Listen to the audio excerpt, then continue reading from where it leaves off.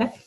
My name is Tomi Akatunde. I'm the founder of Modern Mea, a platform that celebrates, supports, and empowers Black moms through content and community. And this is Moms Night In.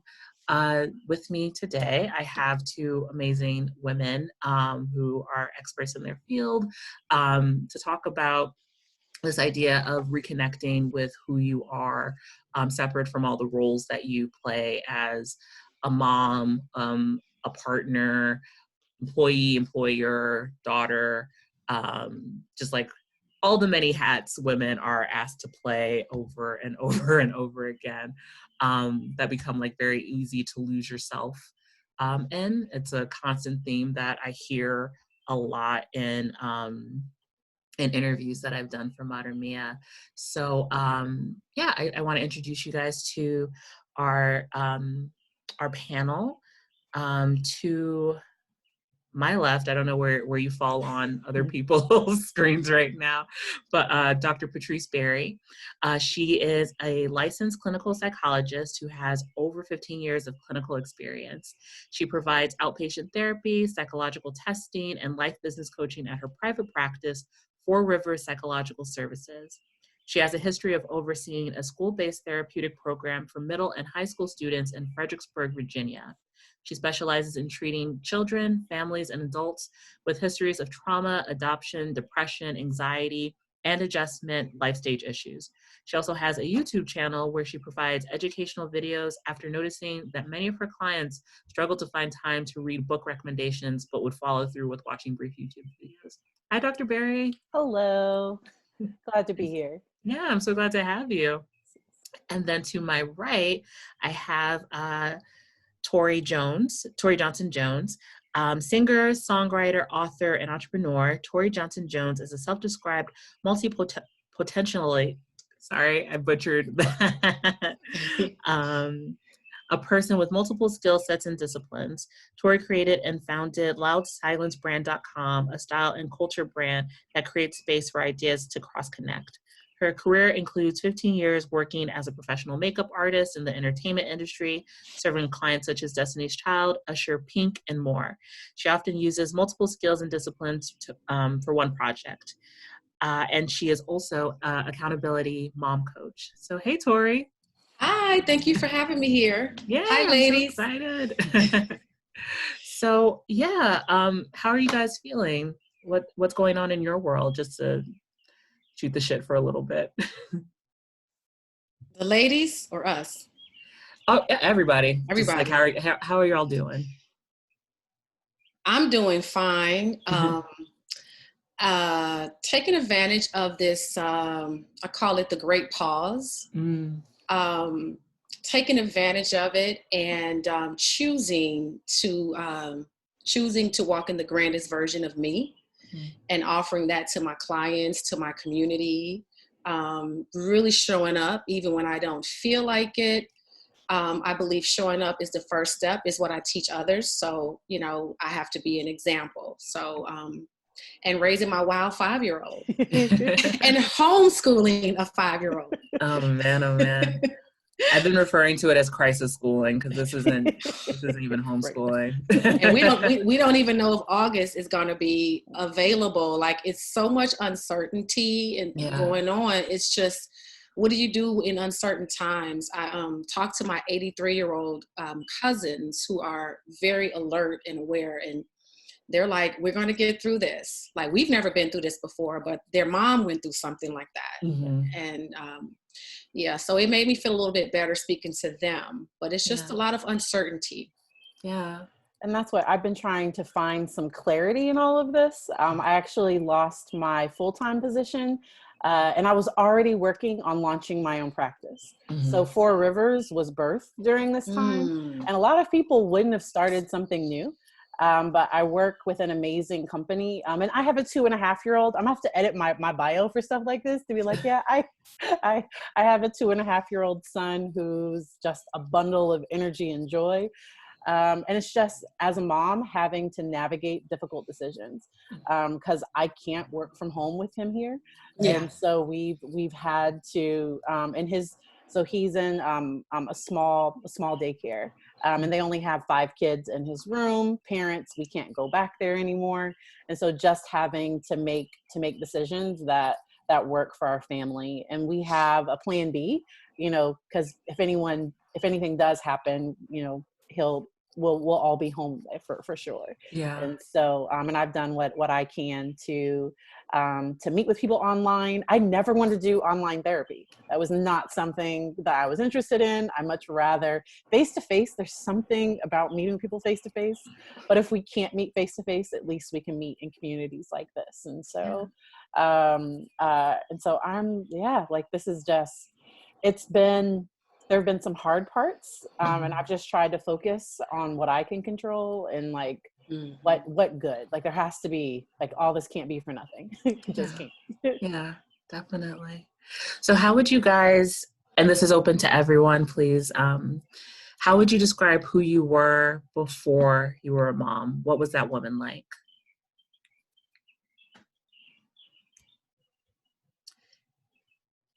I'm sorry, Tommy, can you say that one more time? Yeah. How would you describe the woman you were before you became a mom? Like, what did you like about who you were before you became a mom?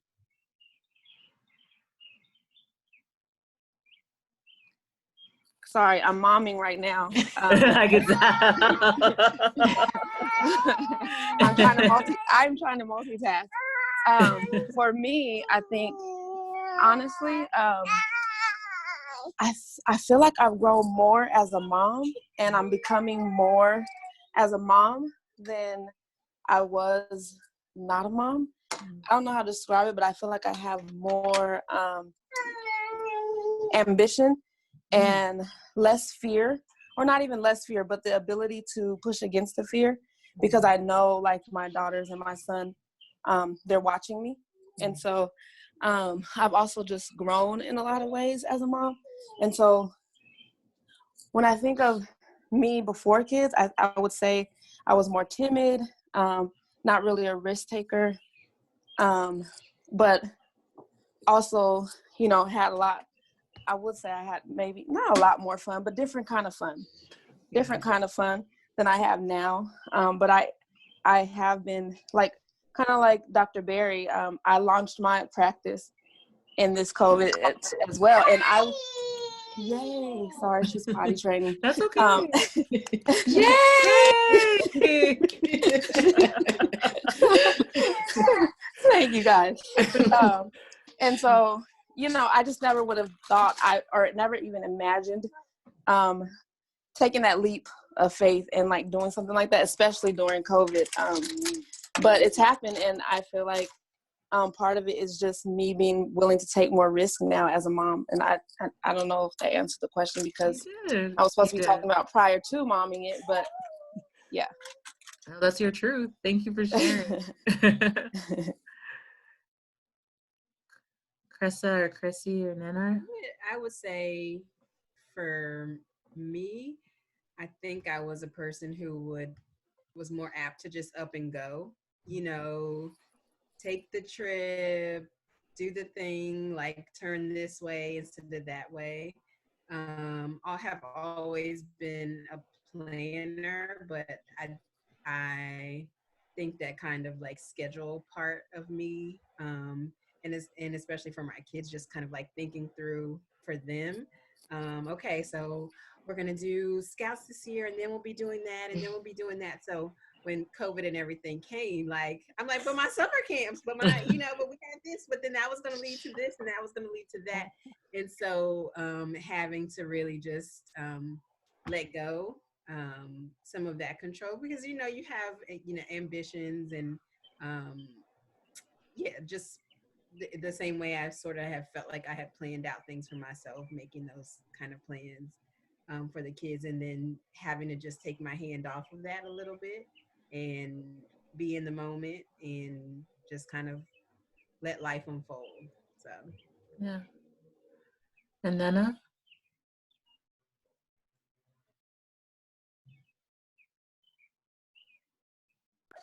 Hi, this is Nana. Let's see. So before, I have a 6-year-old and a 2-year-old. And before that, before I guess my 6-year-old, I was get up and do whatever I wanted to do. Let's see. I've always kind of been a homebody kind of a person. I'll just embrace dive into books, concerts. I love live music. So I kind of just did whatever I want to do. It was like a different type of fun. And now I'm trying with the 6-year-old, share my love of books through, reading every night. Last year, to sort of recapture my sense of self, I started, I didn't start, but I initiated to be a leader for a book club here I live in Jersey City, New Jersey, here in Jersey City. So we meet like once a month. So that's kind of helped me. We read Black women authors. So I got a lot of inspiration from that. And so that's kind of helped me find my way. It's kind of my protective space because my husband knows that like 2 hours, 1 day a month, that's my time. And then if he can't watch the girls, then I lean on my parents, on my babysitter who happens to be my neighbor. So like before I was just more free to be myself, and now with a 6-year-old and 2-year-old, it's challenging. But I think last year I kind of started to plant the seeds to come back to my to bring back, and that's in a different way, my self before having kids. And Dr. Patrice and Tori, how does one find out how to reconnect with who they are, with their identity? Pre-kids, I know that there's no going back to like what life was before kids, but how can you connect to that person? Well, for me, it was feeling like I was losing myself, my zhuzh, at some point, the meat of who I am. And it really was when she started. I lived in DC. I moved from Atlanta to DC while I was pregnant, so she was born in DC. So DC, you start school at 3. So once she started school, of course, that's another season and a space of trying to figure things out. And so I started to lose Tori from, in the mornings, dropping her off, picking her up. And the days will go by and I'm like, I don't have time to think, create, produce. And I called a mom friend who I respected. Our kids went to the same school, and I was really just complaining or sharing with her. And I was like, I don't have time in a day. Like I'm losing myself. And she very casually said to me, this is a mom with a 3-year-old and a newborn baby. She said, well, Tori, I've been getting up at 5 a.m. and I've been practicing this thing called Miracle Morning. And it's given me more time in the day. By 8 o'clock, I have poured into myself. I have sent out emails, and I feel really good by the time I start my day. And I'm competitive by nature. And I was like, I can't let this woman with the 3-year-old and a new baby when I have one. So I ordered the book immediately. And I'm telling you, since then, this was when my daughter was 3, she's 5 now. So this was July 2018. It changed my life. Meditating has been a life-altering practice for me.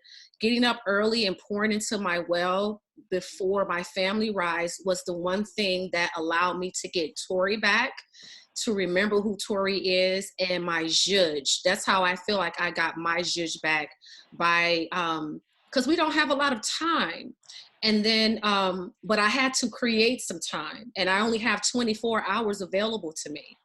And so getting up at 8 o'clock is not good enough anymore when you become a mother. It just isn't. So in order for me to become who I say I am, then I had to fix my face from the 5 a.m. like, what? Because it was like, what? Initially, but this was a woman that I respected. I was really fortunate to be new to DC and attract really great moms in my community, first of all. And once she said it, I started doing it. And when she got off track, she said, she's we kept each other accountable. We'll text each other, are you up, you up, you up? So I always tell moms or advise moms, not everybody is ready for it, but I always say, we only have 24 hours available. And what part of the day can you squeeze in? I love how Nina asked her husband, for an hour here. A lot of women don't even share that with their partners or ask for some time. So that's awesome to ask your partners, I need this hour, I need 30 minutes. Otherwise we'll be resentful and angry, and we're not good to anybody. And that's what I learned in becoming a mom, was how to be vulnerable. So before I was able to manage everything mostly, but with our son coming along, like I needed help. I needed help from my mom. I needed help from my husband. I needed help from my community, from friends. This is the hardest job. So I went to grad school for 5 years, and like I've done all of this stuff. Being a mom is the absolute hardest thing that I do, because it's 24/7. I'm able to shut down other parts of myself, but being able to say, hey, I need a minute. And the weird thing about this time is that since my husband isn't going into the office, he actually has more time to help out. So like he's taken over, like, so when we get home, like he dinner, and like, so I've been able to like just go upstairs and take a shower. like when normally it'd be like, all right, we're home, feed him, do that. Like it was normally, I didn't get as big of a break. So I'm gonna miss that, like as like when things start going back to semi-normal. But just with reconnecting with myself, also just having my own hobbies, finding and making time for what makes me happy. Because my son gives me so much joy, but I have to have something outside of him. And that's how I reconnect with me. I have the goal to get back into working out. And so maybe this can be my accountability group. Dr. Patrice, I will join you in that. I don't even have kids as an excuse. I'm here for it. I'm here for it. I have got to, so what I do now is my son loves to run outside. So I run after him. But tonight, like literally right before this call, I took him for his little walk. And I'm running after him, and some older gentleman was like, "Oh, he's in better shape than you." And it's like, yeah, he is. Thanks, sir, for your. People are so annoying. It was, and so just being, but I need to set aside some time just for me, and doing that, and that being okay, and letting go of mom guilt, because it's just so bad. And comparison, and like and because I have one of my best friends, she's a stay-at-home mom, and she cooks for her kids every morning, and like she does this and she does that, and I can't compare myself to what she does. What I cook on Sunday, I cook for the week on Sunday, and then it's fend for yourself on Friday night. Not the 2.5-year-old. I make sure he's okay. Everyone else just has to fend for themselves. Yeah. But just doing little things like that. Yeah. I'm still very mad at that uncle who came at you like that. Like, dude, what the fuck? But how do you begin to deal with like that mom guilt when it pops up? Because I know that it's not something that, probably ever goes away, but like, how do you kind of squash it or deal with it so that it doesn't keep you playing small in the way that you live your life? For me, I don't think I deal with a lot of guilt or shame. I think when she turned 3 was a pivotal point for me. I'm a yogi, so I practice yoga. And when she was 3.5, I decided to go on a yoga retreat to Senegal, all the way to Senegal. And I cried, of course, at the airport. It's life-changing. And it's better for us as mothers to fill our well so that we're not giving our families crumbs and the leftovers. So Senegal was an opportunity for me. We'd had a plant-based chef. We had yoga practice at 7 a.m. It was just amazing. I came back like an awesome mom, giving from a full cup. The following year, and then I decided that this will be what I would do. This was my investment in me every year. I went to Mauritius the year after that. Oh, wow. On another yoga retreat when she was 4.5 or 4. And so I cried again when we left the airport, but those tears don't last long. She's used to it. You know, mommy goes on yoga retreats, you know, out of the country, but she gets to know parts of the world that I get to bring back to her. Now she's 4. She talks about Mauritius. She talks about South Africa. She talks about Senegal. So she has at her age so much culture. She's been to South Africa, actually. We took her at 2. But that's how I intentionally said, I am a priority. And this is what I love to do for my body, yoga. This is how I feel my well. This is how I stay healthy. This is how I stay strong. And I'm going to invest in these trips for myself and enjoy these, 8 days, and I'll be back. And that's how I decided how I'm going to love on Tori, and everybody benefits when Tori loves on Tori. I love that. Dr. Patrice? My personality type is that I like to do things right. So I'm just a very conscientious person. And so letting go of the, I would have, letting go of the dream of what I thought. So what I thought motherhood was going to be and what it actually is, two totally different things. Like no one told me that one day I might we were able to nurse for the first year. Like no one told me that one day I'd be so tired that I would wear two different color shoes. It was like, okay. And I didn't turn, because I live about 45 minutes from where I work. So there's no like going home and it's not that serious to try to go to the store. So like, all right, one's navy blue, one's black. This is going to be reality testing with my clients. Like, is anyone going to mention it? If they do, yeah. Whoops. Yeah. So let's keep going. This isn't why we're here. And so, I have to consciously let go of that. And I acknowledge it when it shows up, because I think for me, things can build where it's like where I'm starting to feel bad about. I have a very picky eater, and I love it when I run into other moms whose kids are picky eaters too. Because my kid like literally just won't eat, like if he doesn't. And so like we're working through all of that, but I have to let go of what I think. The doctor says he's fine. The doctor actually said, hey, he can miss a few meals. Like he's really tall. He's in the 100th percentile for height. Oh, wow. Yes, he looks like he's a 4. Like he looks 4. The boy's tall. And so just letting go of when it does come up, acknowledging it, and doing my best, and also talking with other moms, and like, oh, it's not just me. It's not. Well, I wasn't the only one. Yeah. that was struggling with this, or yes, the whole potty training, because he's not interested, and so it's going to happen when it happens. He's not. Yes. He doesn't want to. We have a plan in place for when he does, but and just letting that be okay. Yeah. I want to dig down a little bit more about like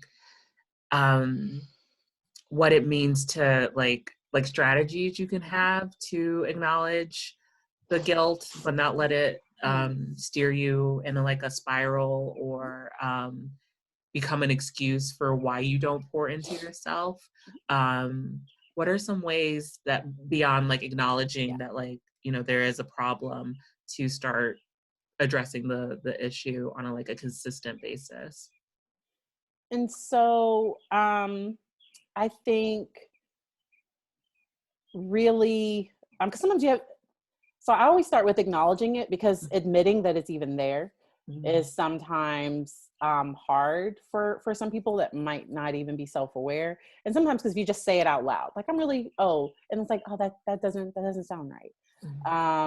And then beyond that, because some people go from guilt to shame, where it's like, I'm a bad mom. Because guilt is just, what I did. Yeah, I shouldn't have worn, but I didn't feel bad about myself. When I had on 2 different color shoes, it was like, whoops, I made a mistake.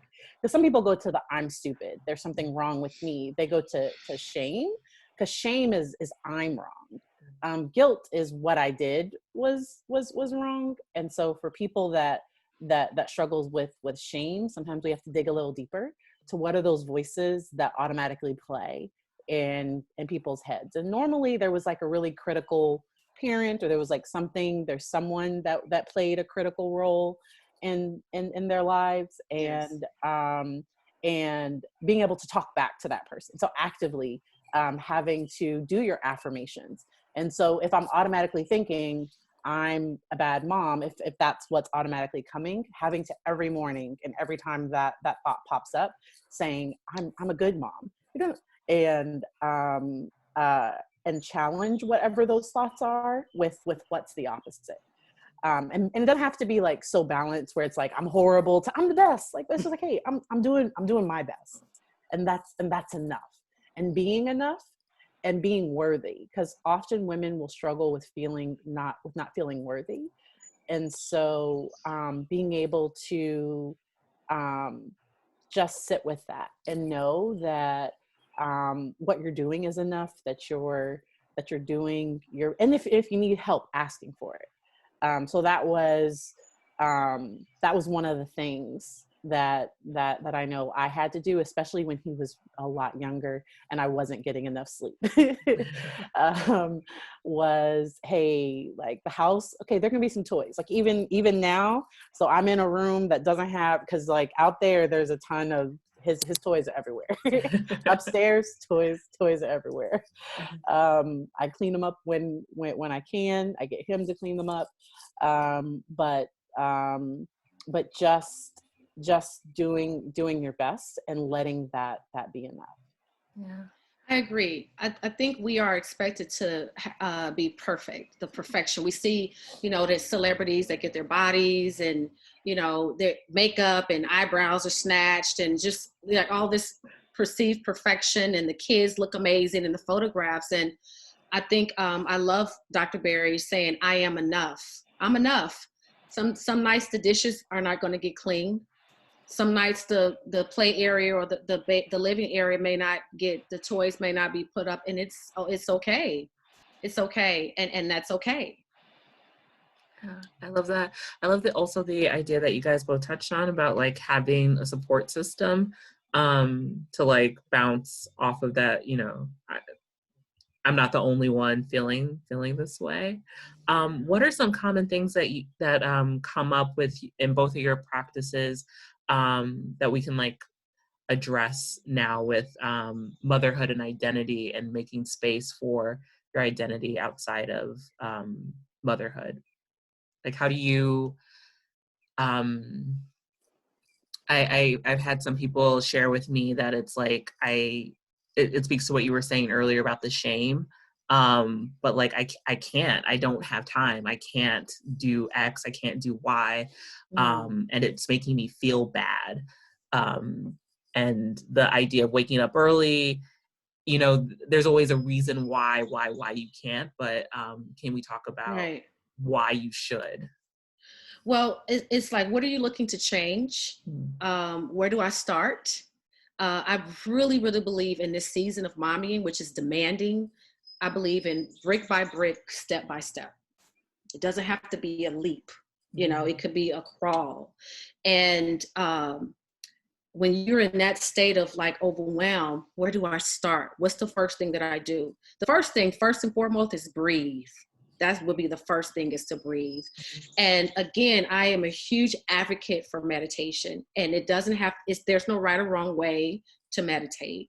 I think just sitting somewhere alone and just taking some deep breaths in and out, allowing yourself to surrender in that moment. And just that moment, whether it's 5 minutes, 10 minutes, just those few moments to me is a start clarity can take place.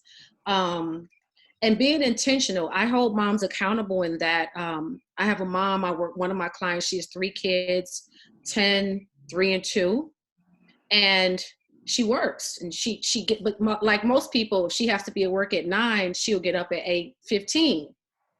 And how do you feel? And like everybody else, it's overwhelming. It's too much. So let's figure out, and I hold you accountable. We're going to get up a little bit early. We're going to create space. We're going to have a corner. We're going to have a cushion. We're going to create a nice space that you go to every single day that reminds you, this is my safe place. This is my space where I go to breathe, to center myself. And then your children are watching you too. My daughter now understands what I say, find your center. Take 3 deep breaths and mommy will breathe with you. Our children are our teachers. They teach us so much. Everybody here can attest to that. They teach us so much. And so when my daughter is out of sorts, or if I'm out of sorts, mommy, I'll breathe with you. Take 3 deep breaths. So it's something that I get to go back to, because this isn't perfection. We will mess up, and we will get angry and upset and all those things. But for me, the past almost 2 years, the meditation, the breathing, the yoga has been my go-to place for centering myself. That's my start for myself, rising early and pouring into myself. I love that. I really like to have people write down exactly how are they spending, and be honest. So exactly how much TV are you watching? Yes. Exactly how much time are you on social media? Exactly how, because when people talk about not having enough time, because I get the same 24 hours that Bill Gates gets. And so, but how are we going to use our time? And this is speaking from someone who's so like, it's a miracle I haven't been on my phone. My phone is always right there. I'm always checking my email. And I have certain times that things shut down. Because I think it's really important. My sleep, because I can't be a good mom if I'm not pouring it into me. And if I'm extremely tired, and sometimes things happen and I have to work later.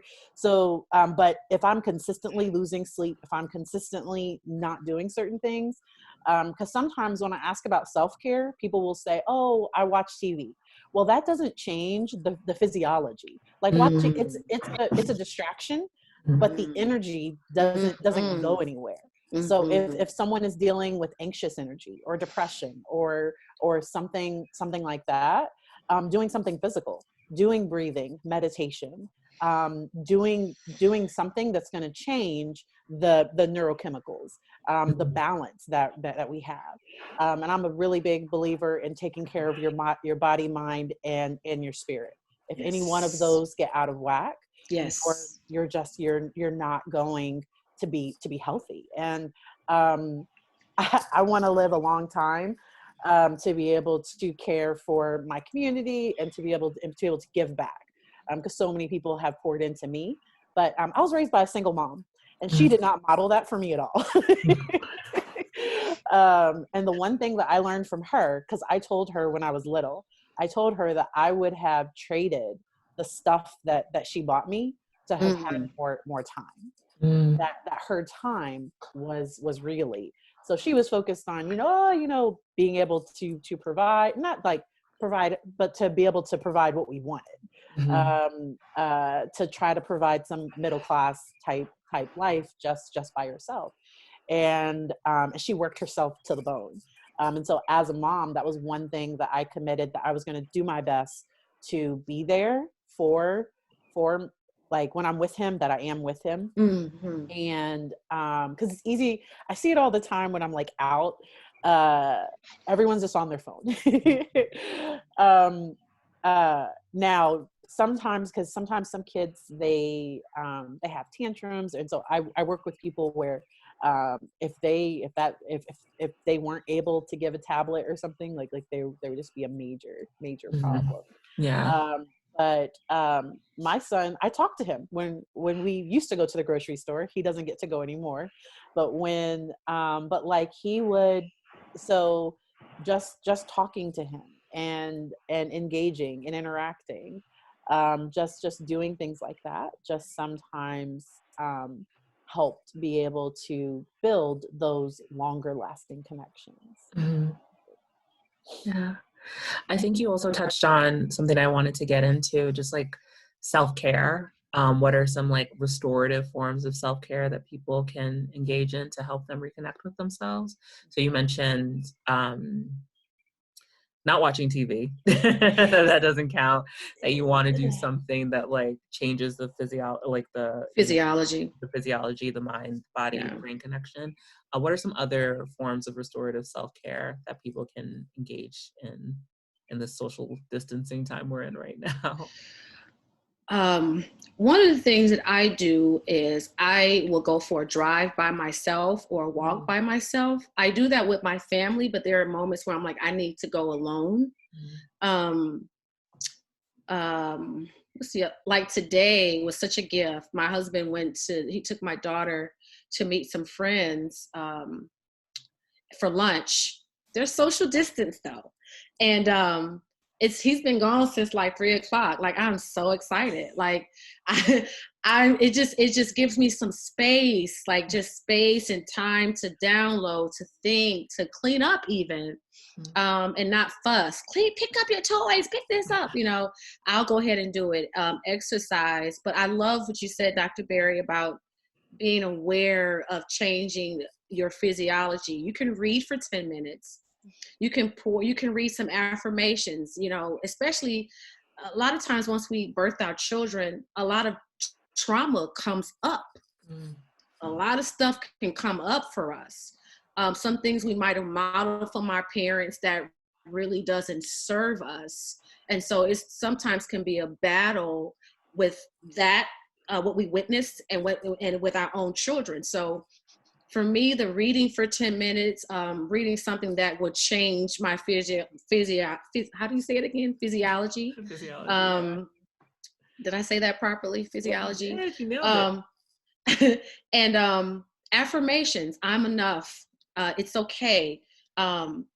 Those things are really important. Put it on the wall. And then again, the children are always watching us. So when they see that level of self-love and self-care, they'll model that.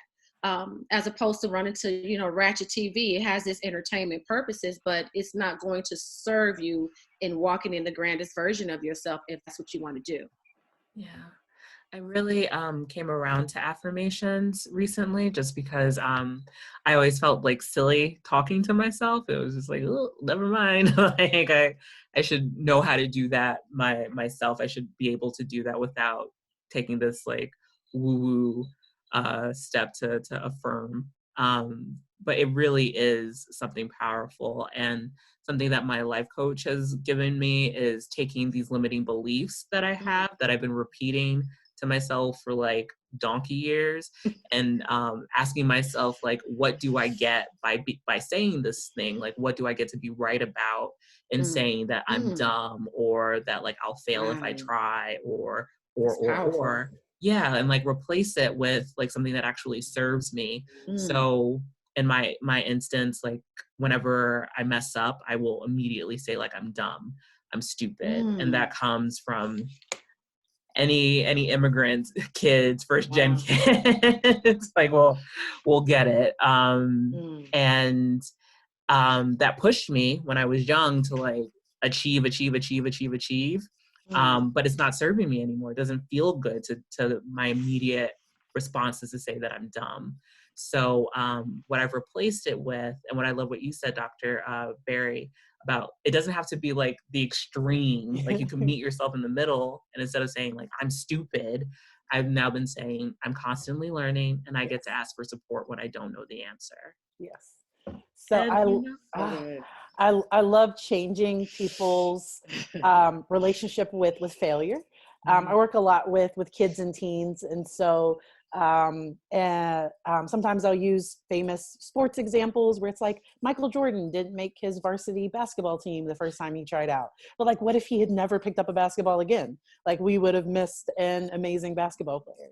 Like just because, and so some people will do, what are your roses and thorns at the end of the day. Like what's your good and what was your not so good? What was your grows and glows? So what was your like glows, like what was great? And then what was your grow? So what are you growing in? Because no one's perfect. And we're constantly working towards just just growing as people. I liked Michelle Obama's book, Becoming. So in looking at, like for her to be able to say, you know, like, I'm still becoming, like, I haven't achieved, like, and I'm looking at her from where I am. I'm like, oh my gosh, like I would, you're so phenomenal. And she's like, no, like I'm still working on me. And so just continuing to grow. And I love that you're changing what you're saying. Because I always have to remind my husband, because I think he's okay. So like, he's like, I'm stupid, but he's like, but that reinforces me. But I was like, but I don't want our son to say that. Because your kids, monkey see, monkey do. Like kids do. They do what they see. Older generations, so I like to joke when I'm working with parents that there's something wrong with these kids, like what worked with us doesn't work with them, because sometimes we try to use old habits for new kids and it's not working, because anytime someone's in my office, they've tried everything else and it hasn't worked. And so I try to give them positive strategies and positive things to try, but modeling. So if I'm working with a parent, so my favorite is when there's a 6-year-old that comes in and she's all, she's all about attitude. Because guess what? Mama is all, like, someone has modeled this behavior. And she's like, I'm mad about her attitude. I'm like, so I don't want to waste your money. Like if you're not willing, because you're going to be mad in a month and she's still doing it. Like if you keep, and so like, hey, like maybe we can both. And so that's really why when I first wanted to become a counselor and work with kids, I was like, I just wanted to work with the kids. I didn't want to work with the parents. But I quickly realized that it's the parents. I could fix them. I'm telling you, like I'm good. Like I can fix them in an hour, and then the parents can break them with just one look. And so like I needed, because that's their person. And so I can tell them, I can build them up. You're so awesome. But then if the parents like, you're so dumb, like why would you do that? Or I don't know, like if the parent does that, it's gonna undo. And so working with the whole family has really helped. You mentioned earlier, like, what do we see in our work? So, because I don't know what type of moms we have, but there are adoptive moms and foster moms too. And the challenges, because their kids had, through adoption or through, because there's some trauma there. And their response is going to be different. And the parenting and the recommendations that I give, because things are just going to be it's going to be different. It's going to feel harder, and they're going to feel bad. Like they're going to feel like, why can't I fix this? And so I really try to work hard, because sometimes we have unbalanced relationships. I recently heard someone talk about codependence, that codependence is when someone is over functioning in their life and the other person is under function. They're over functioning in other people's lives, but under functioning in their own life. It's like, yeah, like I can do all this over here, but like my life is falling apart. Really trying to address like those and being aware of like what else. And so being open to getting a coach, being open to going and talking to someone. Because sometimes Black folks, we just try to go to church and pray it out, or I tried. It didn't work for me. That trauma runs deep. It really does. Trauma runs deep. It really does. I shared a link to the Mindful Parenting Moms Night in video recording that's on Modern Mia, so you guys can check that out if you missed it. But all this talk about like generational trauma and like what we picked up from our parents and like kids modeling what they grew up with, it made me wonder if anyone is open to sharing like how their moms mothered and if they see themselves mothering that same way. in the way that they parent right now? Like, where did you get your definition of what a mother is supposed to be and do?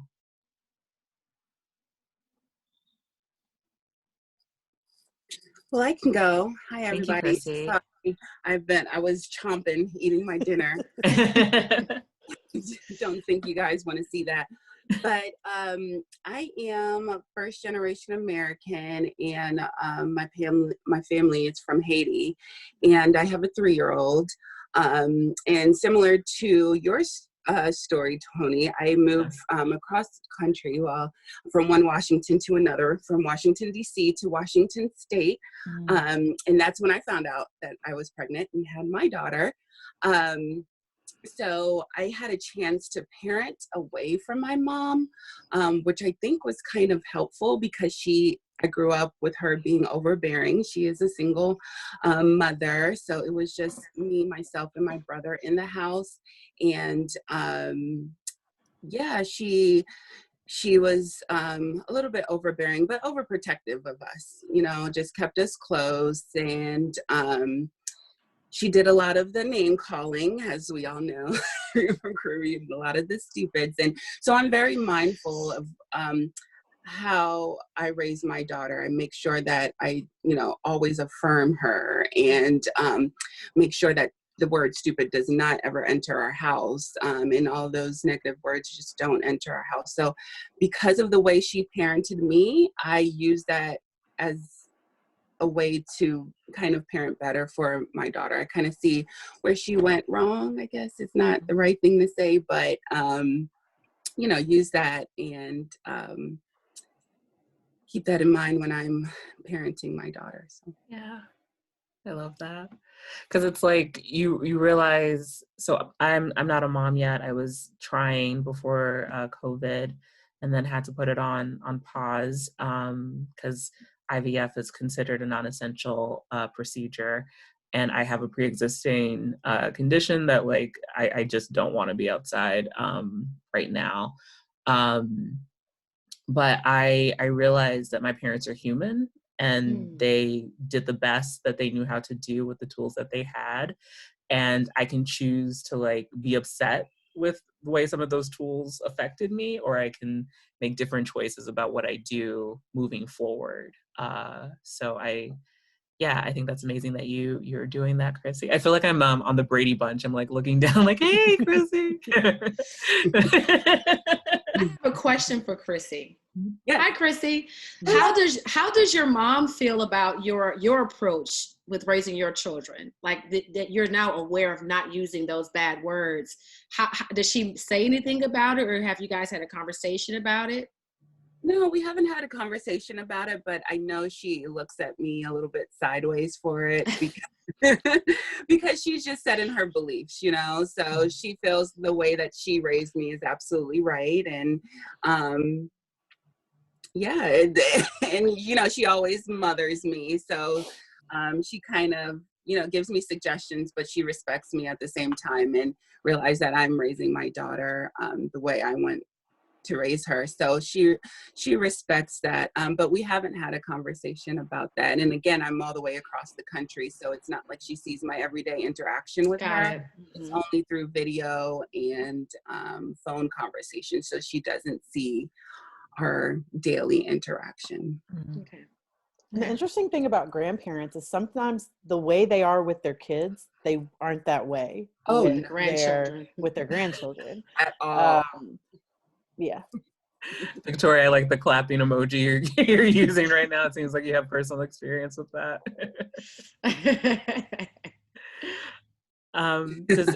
Does anyone else? Oh, yes. Yeah, Victoria.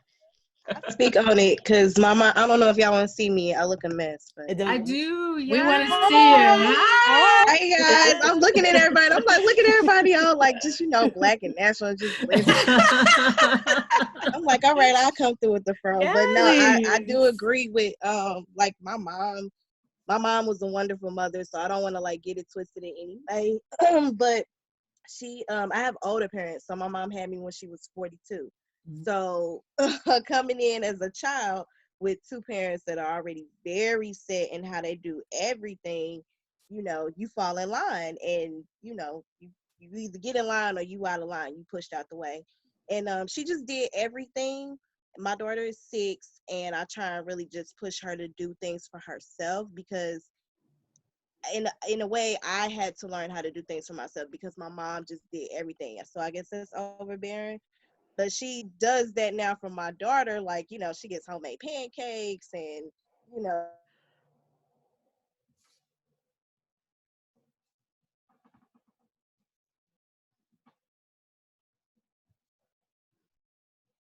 my daughter to be more independent and to do more for herself and to rely on herself more. I think that was something wish I was taught when I was younger. So Definitely. I think that lesson is so important, like how to adult, like how to be a person without your parents nearby. Like I was on a podcast called Our Mother's Gardens that looks like exactly at this, like the relationships that we have with our mothers and how it affects the way we think about mothering. And my mom like gave me all the lessons. Like I know how to hand wash, like Corona has not messed up my delicates because I know how to do that. I know how to do all this stuff. And at the same time, I wish that like the lessons were tempered with like we were never going to be Rory and Lorelai from Gilmore Girls. Like my mom is definitely of the school of I'm not your little friend, but like I wish it was tempered with a little bit more more like demonstrative love instead of like practical. You know, when you leave my house, you'll know how to take care of yourself love. Was anyone's mom like super sacrificial? Expound on that a little. Like my mom is an amazing lady. But she is someone who's always giving and giving and giving and giving and never really asked for anything. So if you were to ask me what my definition of a mother was prior to doing Modern Mia and like meeting so many amazing Black moms and like being a part of this idea of conscientious parenting and healing generational trauma and all that stuff, I would have been like, oh, it's just someone who gives and gives and gives and gives and gives and never asks for anything because she's like, I'm good, I got it, I'm strong, I don't really need anything. So that's what I wish my mom let me see her vulnerability. Because so I wasn't allowed to be angry. Now, because I wasn't allowed to have emotions. Because it was just like, it was just about being, just be okay. Yes. But without the skills or the tools of how do you do that, without that teaching. And so, because there was a point where she was sued. Because there was something with the government and she ended up getting, and she was like, it was a stressful lawsuit. And I believe in not telling kids too much, but I was a teenager and I had no clue that she didn't share it with you, that she was going through anything at all. So she dealt with most things on her own. And I like the fact that she didn't make it my problem, but like I said, I would have at least wanted to know that, oh, okay, she's got it. Okay, this is something that's bothering her, but she's going to her people. She has her community. She's talking to someone about it. But that generation, especially that generation of Black moms, they didn't have a voice. And they gave us, so I'm 37. So I was allowed to have a voice and speak up, but she really wasn't. And so I've had to kind of find that on my own. But yeah, so I definitely saw that sacrificial. But it gave me, and to me, it gave me an unbalanced view of what being a mom actually could be. Because I think she was tired, and and with my husband, I have to let him parent his way. I like control. I like a little. But our son, because he can like wrestle him, he can like throw him all around the room, and the boy goes to sleep. Like I have to like lay on the bed and rub his back, read 3 books. And so like I want him to do it my way. And it's like, oh, wait a minute. Okay, so he can go. So I have to just come down to the basement like I am now, and he puts him to bed, and everything's fine. And let him parent his way, because I didn't see, because my mom, my dad, I wasn't around him. He was there, but I wasn't. I didn't get to see him on a regular basis, and so I didn't get to see like what a 2-parent household looked like, and we've had to figure that out. Yeah. Do we have any single parents in the group right now? That's I really a good thing. That's oh, a good well, thing. I mean, no, Victoria. Oh, Victoria. Okay. Yeah, no, it's okay to be a single parent. Yeah. But like, do you have any questions about like reconnecting with your identity as a mom, or anything that you want to ask our experts about that experience? Because I know a lot of what we've talked about is like asking for support from a partner. But yeah. Her father and I parent, and we live in the same household. We're together. Okay. So I don't know if you would call me a single mom. I don't like saying I'm a baby mom, you know. I just think that's like a huge stereotype. But I mean, we parent together, we live together, we raise our child together. But it is a struggle to be everything to everybody. And like right now everybody is gone, and I'm kind of in this weird spot where it's like, oh, okay, everybody is gone, but I'm also like, well, where is everybody and what is everybody doing? I want that control too. So I mean, I really was here to, you know, say, okay, this is for me, and this is for you, boo, and this is for you, baby, and this is for you, mama. So it's just been a struggle for a while before this corona whatever to, you know, just kind of keep everything on pace. So I would think that would be my main question to you guys. Like, how do you compartmentalize without just shoving everything in the compartment and just being like, okay, you over here, you get this much time, you get this much time, and just more of a oil to the machine, if you get what I'm asking. That's a really great question. Dr. Perry? And help me understand, because I think just like how to just kind of manage everything. Yeah. And so I'll let Tori go first. Okay, so Victoria, okay. you want to figure out how to manage the time between your partner and your 6-year-old daughter. Yeah, just everything, you know, being a mom, being trying to start an entrepreneurial business, being being a daughter to an older mother, and just who I am in the community and what I do is it's just a lot. So trying to juggle all that. Well, it's definitely hard trying to find space for yourself. I'm not sure if you was on the call when we first started, and the first thing I would suggest is you declare what's important to you and what are you looking to change for yourself. Who are you? And how do you serve? How do you add value? And the first thing you have to do is pour into Victoria. That's the first thing. Anything else is leftovers, and that doesn't help anybody, for your daughter or for your partner. So I will first declare what's important for me, what's important for Victoria. What do I need? Because you're giving away so much, but what you need has to come first.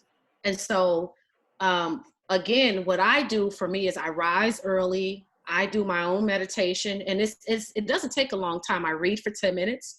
I do a visualization for 10 minutes. I journal for 10 minutes, and I do some type of yoga, stretching, movement for 10 minutes. I shower, clean myself. Then I wake my daughter up. By the time I wake her up, I smell nice. I have poured into myself. It's pleasant. Everybody's happy. So then I'm not doing breakfast. Was like, well, hurry up. And I'm not frustrated. I have poured into Tori. So I would say the very first step, don't jump into 5 or 10, start at 1. Who is Victoria? What do I declare for myself? What do I want for myself? How do I want to show up? How do I serve? How do I add value to me, my family, and my community, and my tribe? If you don't pour into you first, no one else benefits. There's no compartmentalizing. Well, this person needs this person needs that. Victoria pours into you first, and everybody else can benefit. Go for a walk for 5 or 10 minutes. Ask, and then talk to your daughter is 6. She's 6 years old now. She's old enough to understand mommy needs a few minutes. She can understand that. So if you say mommy needs a few minutes here, you tell your partner I need a few minutes here, they'll respect that, and you've created some boundaries for yourself. And because I think some parts of your life you won't be able to fully, because I think as women we actually do good multitasking a lot of times, but I think there are certain things that you shouldn't multitask with, and so your own self-care, like so protecting certain times, and so if you did want to pick that morning time, like that's going to be your time to pour into you, like Tori was saying, but then there you may have to be working on business a little bit while she's watching something on TV, like figuring out how do you make everything work, and it doesn't necessarily have to all like fit in little boxes. So I think that's where I got stuck, because I was like, my life isn't in, I don't have little boxes. Does someone else have I have certain aspects. So like my morning time and evening time. But if my son is awake, he's 2.5. Like that's it. That's the day. That's it. That's it. And he naps. I don't care if he goes to sleep 2:30 to 3. He's in his room doing something.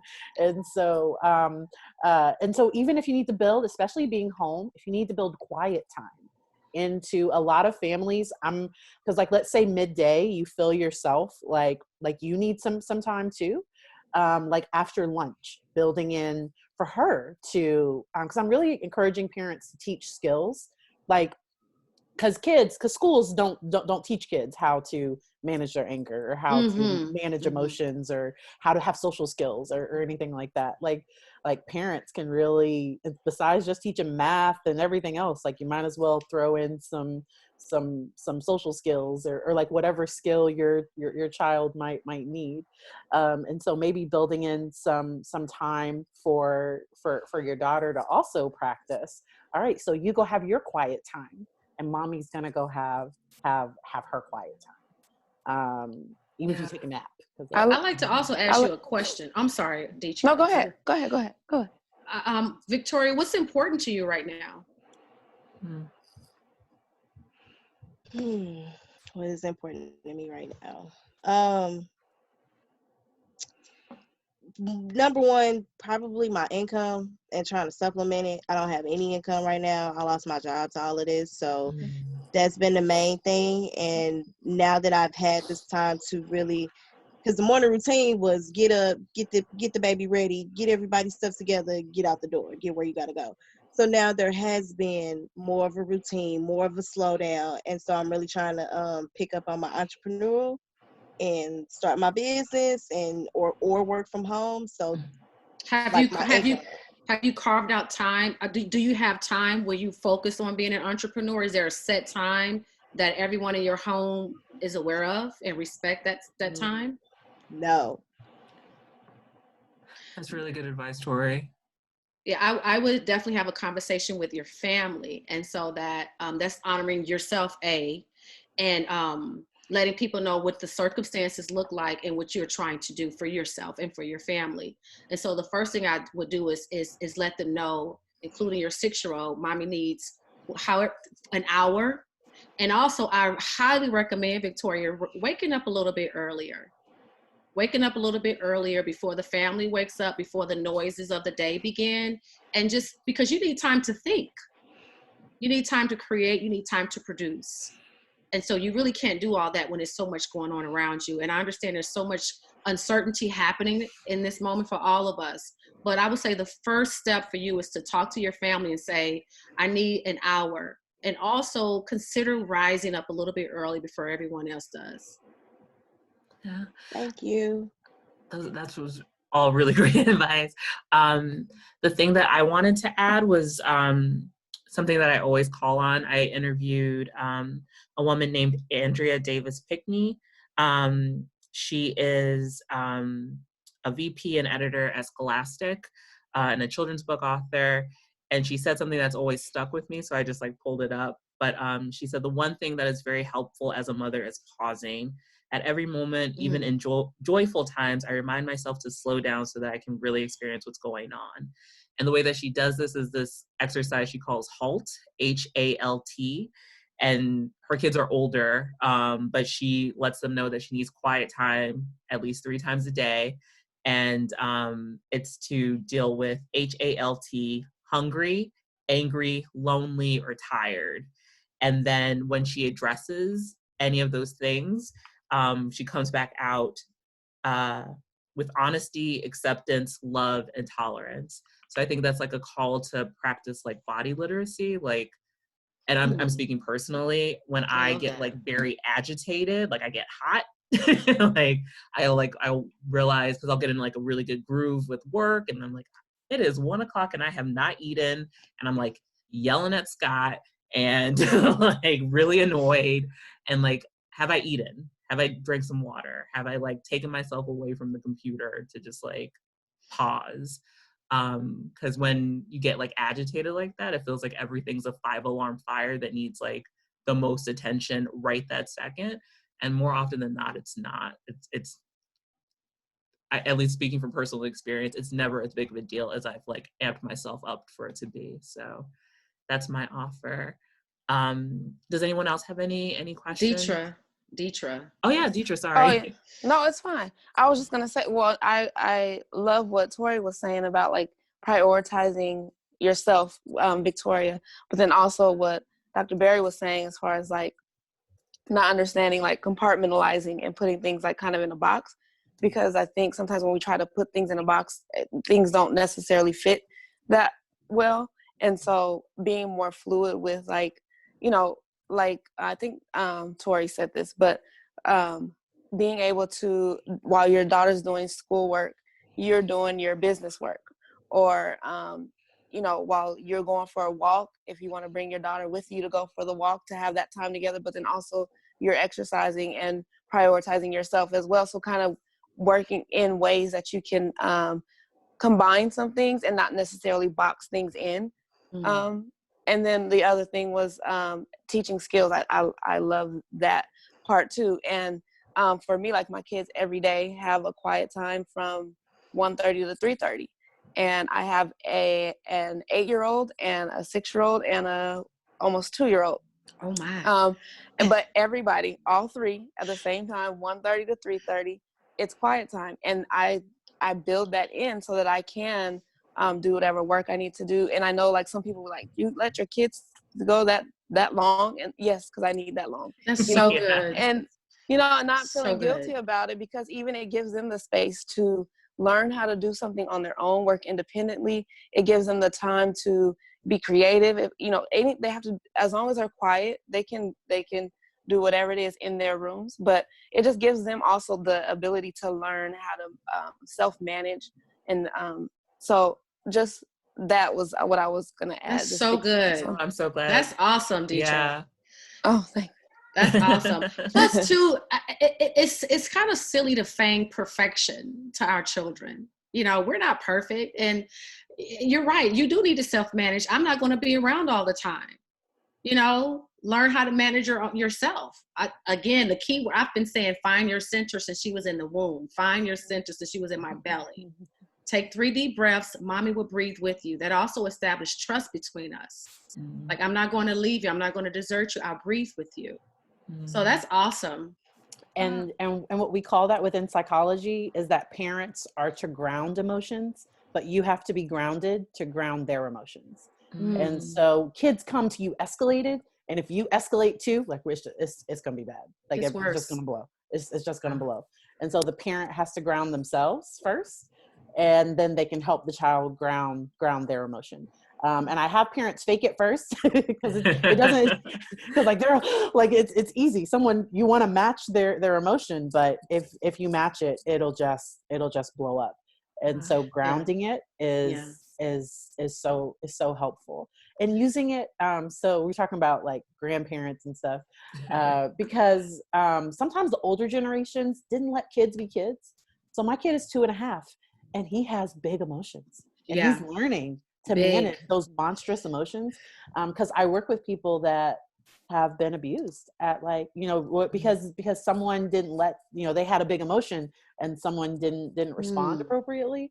And so making sure, and so that's why self-care is so important. And I make it a priority. My go-tos are breathing and music. I think you asked that earlier, Tomi, of like what self-care.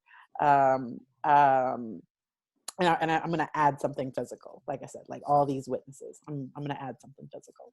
But those are my big, because breathing, the good thing about breathing is you can do it anywhere.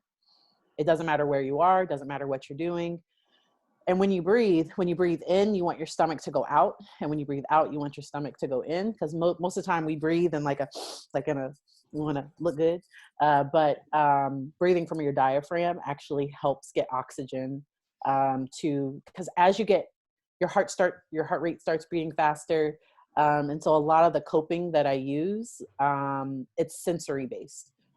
Because if my anxiety, or if it's depression, or if it's something like that, using the emotions, so words don't calm that part of the brain.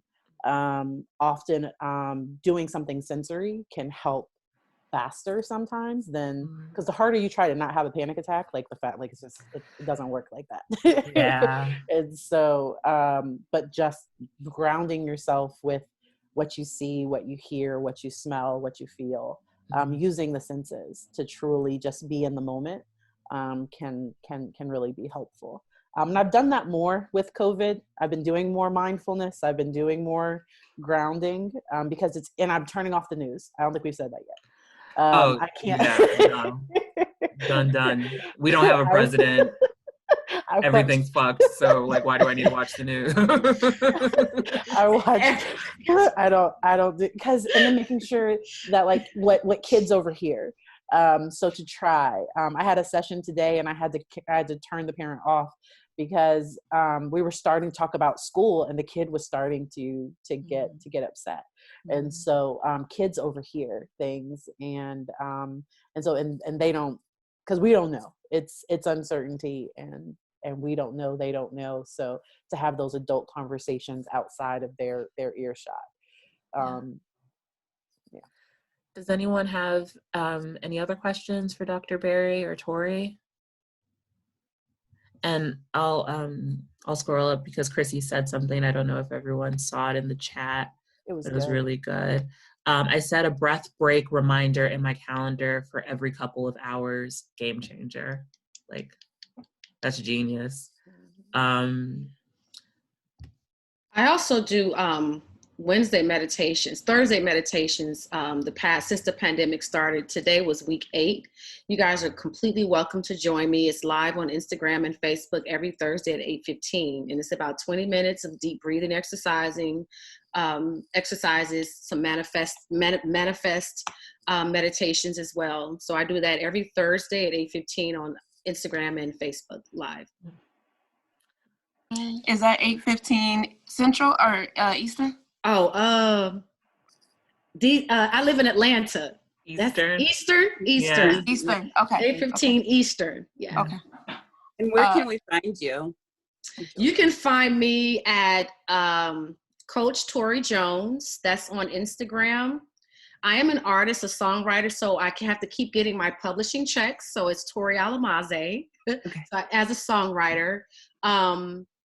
Yeah, you can find me there. There's, of course, link in my bio. You can see the other things where you can be a part of my mommy group. I have a private mom accountability group on Facebook. I'm super easy to find. I have some links that you can also subscribe to and be a part of my mom accountability group as well. I love nothing more than holding moms accountable to that yes. So that's what I do. Thank you. And I will say some of the tips that you guys gave earlier is a game changer. First of all, breath, and just recognizing your breath in quiet time. I love that idea. So I'm going to start implementing that as well. But the 5 a.m. mornings, that is a game changer. It's a game changer. I'm telling you. Just even a game changer. Hour. If I can get an hour before my daughter wakes up, and just to have that quiet time when nobody in the house is up or awake, it transforms your day. So I vouch for that. I want to add this for Victoria too, like in this space of entrepreneurship and trying to figure out your next move, getting up at 5. By the time of course, this is before a pandemic, when I would get up at 5 and take my daughter to school, on the way to school and back home, I get so much downloads from that meditation session. Ideas come from the wazoo. I started a podcast. And so it's just so much ideas and brilliance come from me investing in that meditation process. Like I've opened up a portal and allowed an opportunity for what I'm requesting, what I'm asking for to come to me without a lot of work. So exactly. I think it's just that investment in yourself, just a few minutes, and just reading 10 minutes a day, is valuable. Mm-hmm. So just the small baby steps, brick by brick, step by step, pouring into yourself, the universe will respond to that. Mm-hmm. So Nana, to answer your question, the second part of HALT is honesty, acceptance, love, and tolerance. And I can put the link to that in the chat. Just a pro tip, if you do a private chat with someone, if they record it, they will see, everyone can see the text version of that. I learned that the hard way. So just a pro tip from me to you. It's not private. The person who owns the meeting can see. I was in a skincare Zoom call, and the esthetician had everyone download an app that told you like your skin age. And I was like, this app is trying to play me. Like, I thought black don't crack, and it's aging me. And so I messaged her privately thinking that like no one would see. She was like, how old are you guys on here? And I was like, I plead the 5th, not 10th. Message you privately. And then someone's like, girl, I saw it. I was like, it was a bad picture. It was a bad lighting. I swear. So just I have lights, okay? Like I have lights. See, that's the thing. I didn't have lights. It's not the fact that I am 35 and my skin is 61. It is actually bad lighting. Let's see. Does anyone have any questions while I look up this? You guys are awesome, by the way. Yeah. I just wanted to say thank you. This is my first time here. I really enjoyed it. So thank you so much, Victoria. Yeah, awesome. You guys are awesome. Oh, Deetra, so are you. You guys are awesome. Super mom over there. Baby, learning. Victoria, I had my daughter at 40, so but I'm the cool young mom. Bless. I love it. I love it. I love having the older friend. I feel like I got a lot of things a lot of my younger friends didn't get. So I love it. Blessings to you and your family. Thank you. Same to you. Thank you. How's everyone doing? Tori, when I interviewed you, I had no idea that like you were who you were until after I interviewed you. A lot of people say that. They go down a rabbit hole and they're like, wait a minute. So I won't open Google now. I'll open Google later. Tori Alamazade. It's been kind of challenging trying to Tori Alamazade and I got married, so it's Jones. And as a coach and as an author, when I started writing books, I started using Jones. And so then you have Alamazade, but that's how I get my songwriting publishing checks. And I didn't want to lose that. So I worked with a lot of people in the entertainment industry. So I still work with people, and I have songs I've written in movies that you've seen, songs that you've heard on the radio. And but like everybody, I really had to re-identify who I was after I became a mom. I lost 3 babies before my daughter. I had twins and a son. And so those were the dark areas for me. To cremate, I didn't miscarry. I gave birth to all of my children. And I carry up to at least 6 months. And it could have taken me completely down into a black hole. But I decided something different for myself. I knew that I was strong. And that's when I started doing yoga, guys. That's when I started practicing yoga. I lost my twins May 2011. I started doing yoga June 2011. It saved my life. It saved my life. And it wasn't easy. I would cry in the back of the room quietly. So just take a step. It's not easy. It can be, you're vulnerable and you're exposed, but I knew that I wanted to have a child and carry a child full term. I only would go as far as 6 months. So it's devastating to give birth to a whole baby and they don't take a breath. So it changed my life. It completely changed my life. If I can go through that and come out this like I am now and not have my head to the ground, listen, you guys can do it too. Our children are a blessing. They are a miracle. They're absolutely a miracle. And you can, whatever you want for yourself, you can declare that for yourself and walk in it step by step. That's why I'm who I am. Tori, taking me to church. Thank you for that testimony. Thank you for allowing me that space. I mean, it helps a lot. A lot of women reach out to me. A lot of women struggle every single day. We lose children, especially Black women. Black maternal health is at an all-time low. So I get to speak to incoming pediatric nurses, hospitals, particularly during October, which is Infant Loss and Awareness Month. And I literally read a letter. It's completely vulnerable. I read a letter I wrote to my children, and I thank my children for choosing me as a vessel.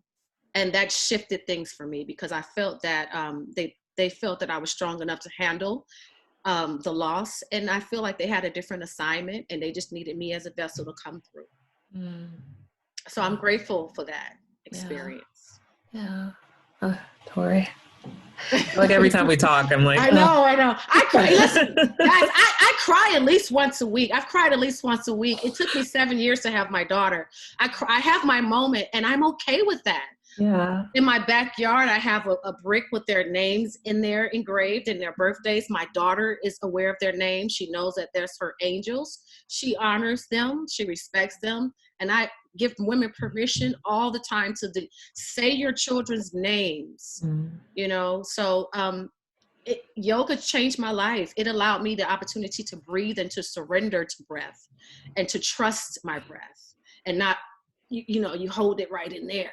You know, so it allowed me the opportunity to breathe. So it just became church for me to the point where my yoga teacher says, you need to be a yoga instructor. So now this year I'm going to get a certificate to teach children's yoga.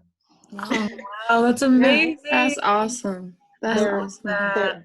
Because a lot of schools are trying to do that instead of detention. You must. You must. Detention, they're just sitting there and they're not thinking about what they did. They're not regulating anything. And if nothing else, because sometimes like they're just causing more issues. And so I know a lot of our local schools tried implementing mindfulness and yoga like with kids that were at risk, that were having certain issues. There's a great book, The Body Keeps the Score. Yes. Bessel van der Kolk. The Body Keeps the Score. Because yoga, like that's what I mean when I say the energy, like the things, it has to go somewhere.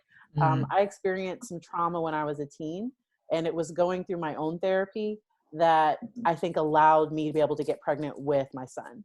Because we tried and it just wasn't, but there was this block. And me doing my own work. And so if you ever try to find therapists, some of them are quacks. Some of them are crazy. If you first or second session, if it's not a good fit, please do not go back. I went to someone who they consistently ran 20, 30 minutes late. And I'm a schedule person. Like if my time is 2:00, I need to start at 2:00. Yeah. And so I ended up trying again later and found an amazing person.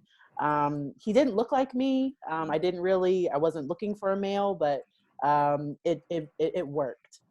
Because I work in the field, I wanted it to be someone that wasn't in my area.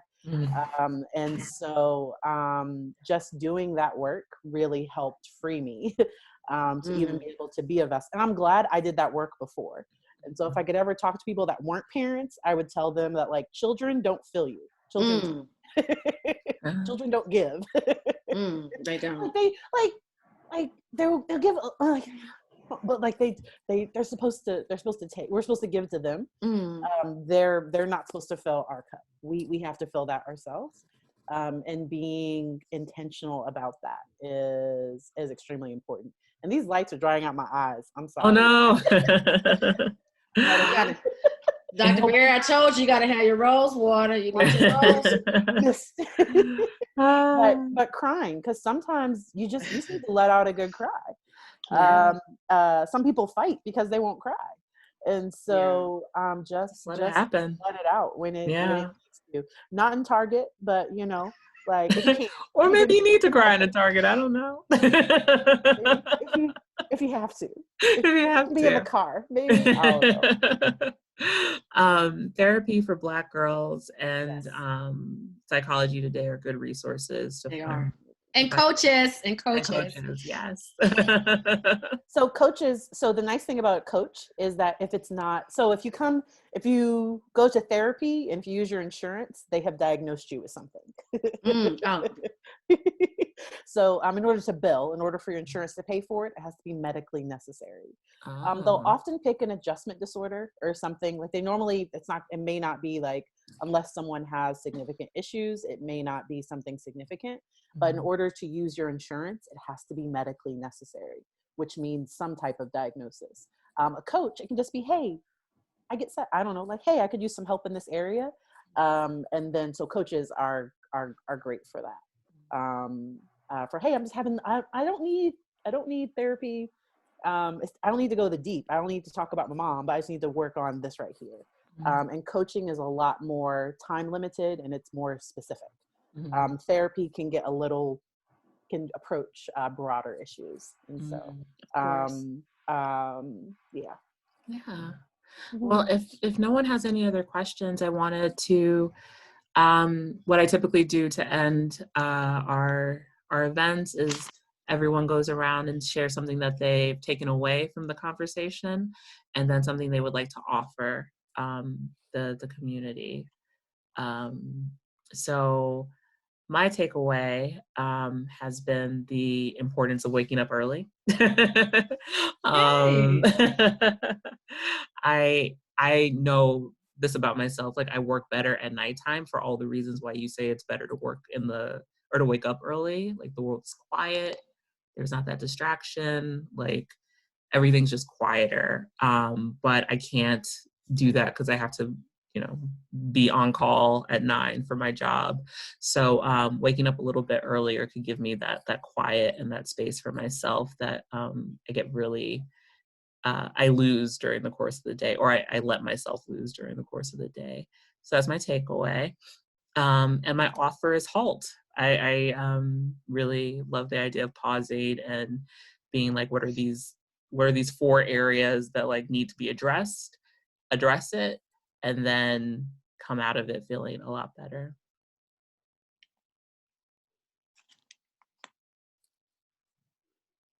I'll do my takeaways are HALT. I thought that was great, and I'm going to use that. And also yoga. I take my youngest daughter before COVID, to Storytime yoga every week, but just even me being able to do yoga outside of my kids, I think that'll be pretty cool to take up and look into. So I'm looking forward to trying some of the yoga. Namaste. Namaste. And join me for my meditation if you're able to every Thursday. Actually, this coming Tuesday, I'm going to have invited guests on Tuesday. So it's Tuesdays and Thursdays, 8:15 a.m. Okay, 8:15 a.m. Okay, Georgia time. So Georgia time, and you'll see that on my page as well. It'll all be there. Okay. And then you said, what was the other thing I'm supposed to say, Tommy? Oh, and what's your offer? What's something that you want to offer to the community? It could be advice, something that helps you.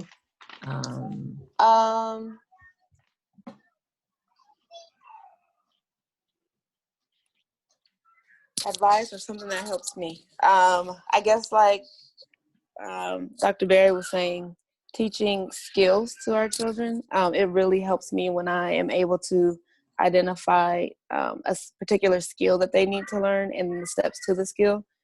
It just makes it a little bit easier for me to teach them something and then for them to understand like the why behind it. And so I think teaching a skill is really helpful in parenting. Nice. Victoria, Nana, Krissa. Hi, this is Nana. Okay, Hey. Nana.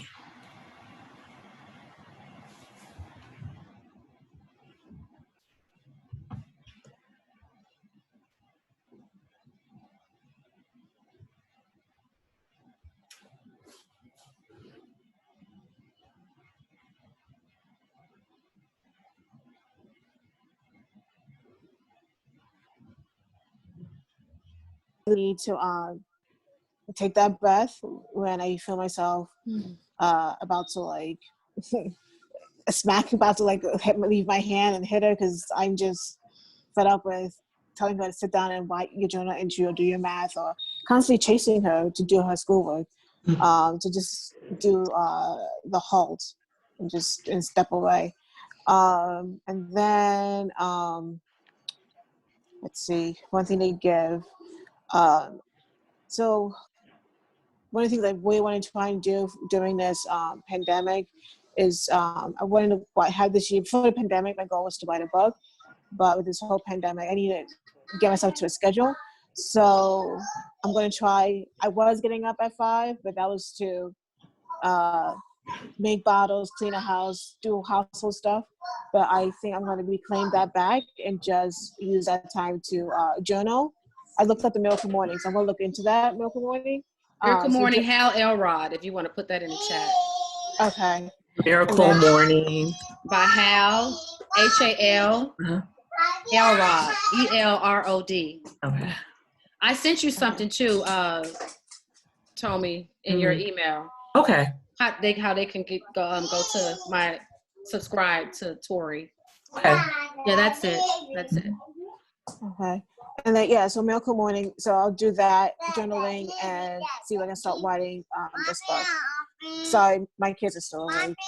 That's okay, Pringles. Sweetie! With the sour cream onion. Hi, sweetie! Hi.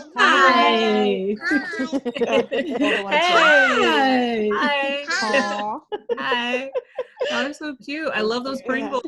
Yeah, she doesn't want to eat dinner, so this is what she prefers to eat instead of dinner. I understand. Yeah. Okay. I understand.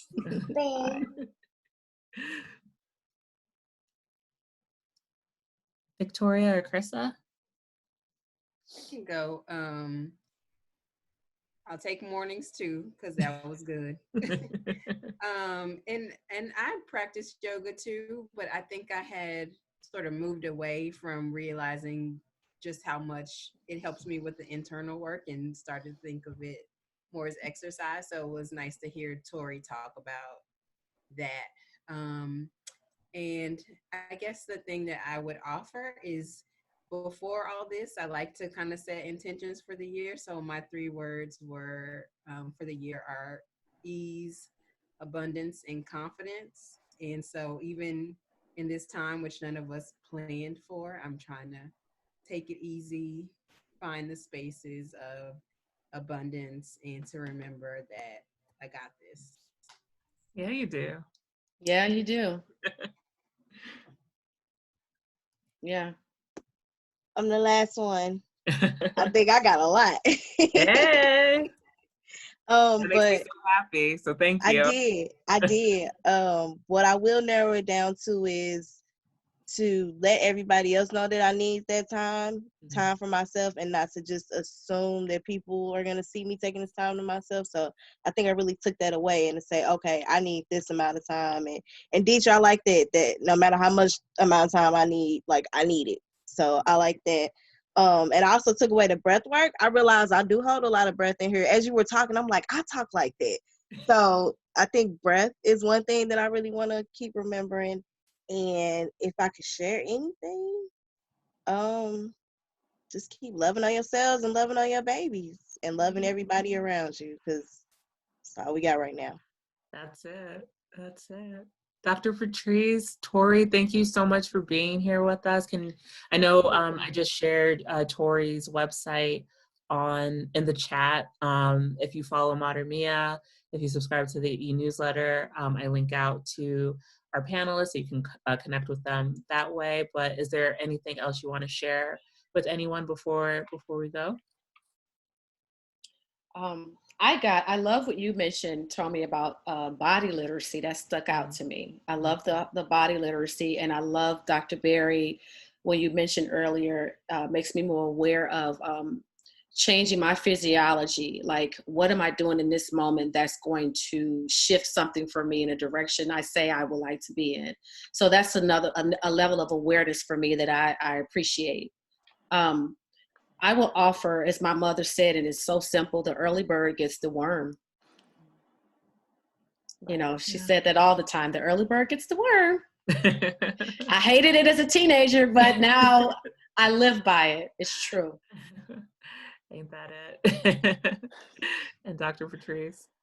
And so I'm gonna take my biggest takeaway was that 5. Ooh, oh, yeah. Ooh, but I need it. I need that time. I know there's some books. I know there are things inside that need to come out. And so I share free YouTube videos. And if you go to @Dr. Patrice Perry on Facebook or on Instagram. Yep. And so it's just Dr. Patrice Perry, Berry. And I also have on Facebook through the Dr. Patrice Perry group. I have a group for people who are looking to start businesses. So I think it's Victoria. time. Victoria. You can, my mom, it helps me co-lead the group, and she's a business consultant. And during this time, because as you were talking, I'm thinking, did you apply for unemployment? Right now, make sure if you're getting the extra money, that money is taxable. That extra $400. So unemployment is taxable. And so like research that because I don't want people then later they have to get taxed on things real. Later. And so we share information there. I teach, I post a lot of those skills. So resources, I went through my computer that I've had for those 10, 15, well, I keep updating the files for those 10, 15 years. And I found workbooks or different things to help teach different skills. Or if I have a resource that I'm using in my practice, because I recently found a good video that talks about the hand model of the brain, and kids flipping their lid. And so I post those things in the Facebook group. Dr. Perry, what's your YouTube channel? So it's, I don't have like a cool, like easy way to get to it. So if you go, if they go to your page, they can click the link off from her page. Yeah. From there. From Facebook, you can get there. And hey, like, you're part of the community. If you want a video on something specific, you can always let me know. I record every 2 weeks. I normally do 1 or 2 videos every 2 weeks. I'm also starting to build courses. I've been a trainer and teacher, and I love giving information. And so I'm starting to launch parent support or business or some different coursework. So. Hey, that's awesome. Love it. I have time, like all this extra. Yeah. So I'm not sitting on Netflix. And I also have a private Facebook group too, guys. If you you can find me on Facebook and, join my private Facebook group as well. And I just wanted to say, Tommy, thank you so much. Your growth and all of your developments is so inspiring to watch, and your vulnerability is beautiful to watch. And I'm looking forward to seeing just the growth and the things that come your way, the things that you attract. It's going to be amazing for you, and I'm just excited to see that for you. Tori, fuck. No, I'm with it. I'm with the best Black Mama blog. I'm with it. Thank you so much. And I'm glad that we were able to connect. Like it was only about a month ago, I think. Yeah. Oh wow. Thank you both so much for all your wisdom and your support. Thank you all for being here. So this is something that I do every Thursday, Mom's Night In, 8 p.m. Next week, Deetra is going to be with us. Hey, Deetra! We're going to be doing a mental health check-in just to see how everyone's doing with everything that's going on. And then the following week will be for new moms to just build community with other Black new moms. And something that someone has shared with me is like, every time you have a kid, you're a new mom of 2, you're a new mom of 3. Like, I'm not putting any limits on what that definition of new mom means. Like, whoever wants to come and build support with new moms, however they define that, you're more than welcome. So yeah, Modern Mea is matrmea.com. We're on Facebook, or I say we. I'm on Facebook, Instagram, and the website just has like a lot of articles. I like to think of it as Black Mom Google. So like if you have a question about just this Black mom and being at the intersection of career and motherhood, there's either something already on the site, or you can ask me. And I am a journalist by trade, and I just love interviewing and telling Black women's stories. So if there's any topic that you want us to do in June, definitely let me know. But yeah, thank you guys so much. This has been like fortifying and so lovely. I love seeing everyone's faces. Y'all are so beautiful. I kept y'all late enough. So have a good night, and thank you. I'll see y'all at 5 a.m. in spirit. I can't be in your apartments and homes, but I'll be up at 5. I might be 5:30. All right, ladies. I don't know. Thank you guys so much. Bye. Bye.